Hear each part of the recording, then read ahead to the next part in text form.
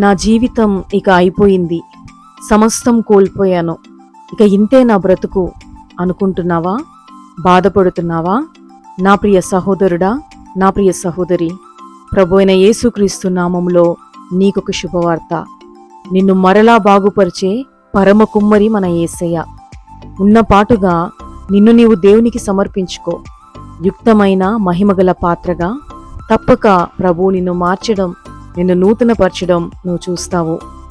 ఈరోజు వాక్య భాగం చదువుకుందామా? ఈ వాక్యము మన జీవితాలకు ఎంతో ధైర్యాన్ని ఇవ్వబోతుంది. ఇర్మియా గ్రంథం నుండి 18వ అధ్యాయము 4వ వచనము. కుమ్మరి జిగటమంటితో చేయుచున్న కుండ వాని చేతిలో విడిపోగా ఆ జిగటమన్ను మరలా తీసుకుని కుమ్మరి తనకు యుక్తమైనట్టుగా దానితో మరి ఒక కుండ చేసెను. And the vessel that he made of clay was made in the hand of the potter. So he made it again another vessel, as seemed good to the potter to make it. ఈ వాక్యాన్ని అనుసరించి ఈరోజు దైవిక స్ఫూర్తిని మనం ధ్యానం చేసుకుందాము. God made us in his image and he rescues us in our brokenness. దేవుడు మనల్ని తన రూపంలో చేశాడు. మన విరిగిన స్థితిని ఆయనే తిరిగి బాగుపరచగలడు. But he does not leave us exactly the way we found us. కానీ మనం ఎలా ఉన్నామనుకుంటున్నామో అదే విధంగా దేవుడు మనల్ని విడిచిపెట్టడు ఆ స్థితిలో. Instead, he works on us with care and purpose to reshape us into the vessels that he wants us to be.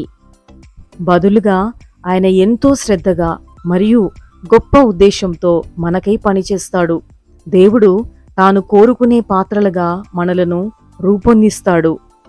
When we allow him to work on us, he produces strength, beauty and function in our lives.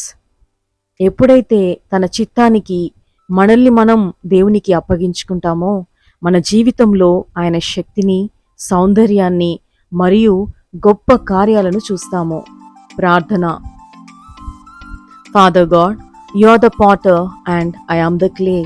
తండ్రి అయిన దేవా, మీరు పరమ కుమ్మరి, నేను జిగటమన్నును. Please mould me into the shape that you desire, so that I may be used for the purpose that you intended for me. మీకు నచ్చిన విధంగా నన్ను రూపించండి. తద్వారా నా కొరకు మీరు సంకల్పించిన విధంగా నీ మహిమ కోసం నేను ఉండగలుగుతాను, ఉపయోగపడగలుగుతాను. Strengthen me where I am weak and fill me with your spirit, so that everyone can see your craftsmanship, your care and your purpose in my life. నేను బలహీనంగా ఉన్న చోట నన్ను బలపరచండి, మరియు నా జీవితంలో మీ నైపుణ్యం, మీ శ్రద్ధ మరియు మీ ఉద్దేశాన్ని అందరూ చూడగలిగేలా మీ ఆత్మతో నన్ను నింపండి. ఇన్ జీసస్ నేమ్ ఆమేన్. యేసు నామములో ప్రార్థిస్తున్నాను తండ్రి, ఆమేన్.